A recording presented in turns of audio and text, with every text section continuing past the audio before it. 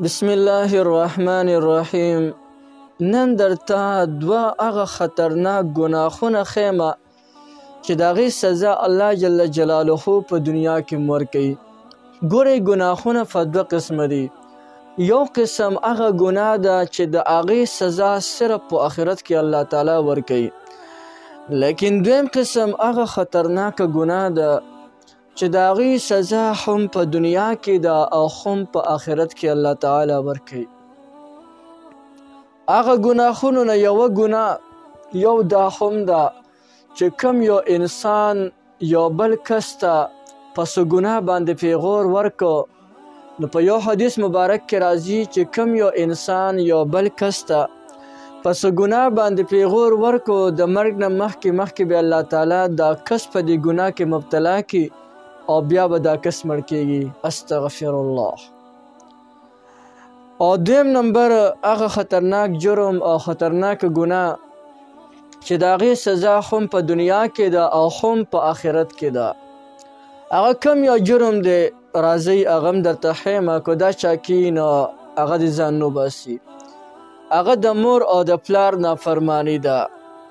د مور او پلار نافرمانۍ په باره کې په مخکې درس کې ما تاسو ته هغه احادیث مبارکه او هغه خطرناک وعیدونه ویلو کوم کې چې حضرت جبرائیل علیه السلام او نبی علیه السلام مبارک دې کس ته خیرې کړې وي.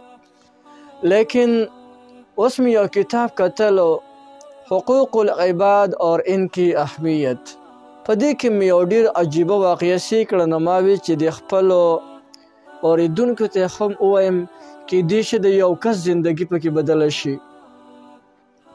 هغې کې یو واقعه داسې لیکلې وه چې یو کس و هغه خپل پلار داسې وتړو لکه انسان چې دا ګیډې څنګه تړي، او هغه په دې اوږې باندې راواړو، په دې غرض سره روان که چې یاره دې زه بوځم په یو کوي او په یو کنده کې ور واچوم او به دې هلته مړ شي، دا مال دولت به ماته پاتې شي.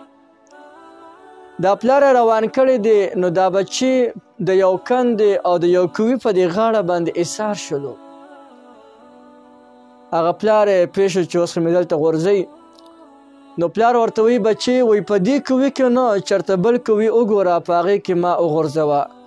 دا بچی ورته وایي بابا وژنم خو دې هسې ما، خو یا په دې کوي کې او یا په هغه کوي کې، نو په دې کې څه خبره ده؟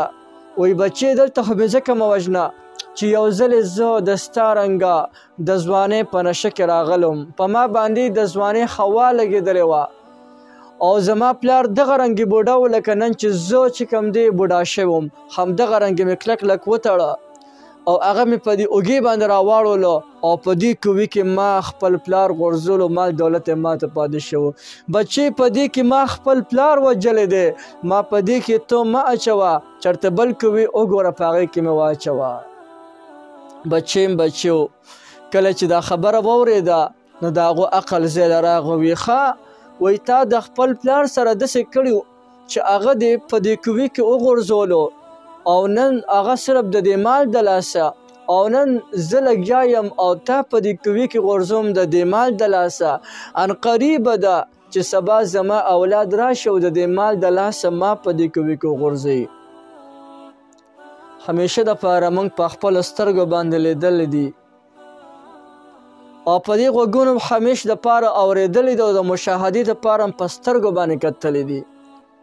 کم یو اولاد چې د مور او د پلار نافرمانه وګرځېدو، دې خو به نن مور او پلار ته ښه ډېر تکلیف ورکړي، ښه ډېر چې څومره زورې زه بس ویې زوروه زه، لیکن دا وخت په تا باندې سبا را روان دی. ګورې د هغې سوچ دې کړی ده که نه؟ ډېر خلک داسې دي چې هغه د بچو نه بې انتخایي تنګي، هغه مور پلار د بچو نه په دغو کې اور کې ولاړ خو د خپلو مشرانو نه داسې اورو چې دې خلکو خپل مور پلار ته ډېر لوی نقصان رسولی دی او ډېر به د دوی نه تنګ لکه دوی چې اوس د خپلو بچو نه تنګ دي، نو چې څه کري هغه به ریبې.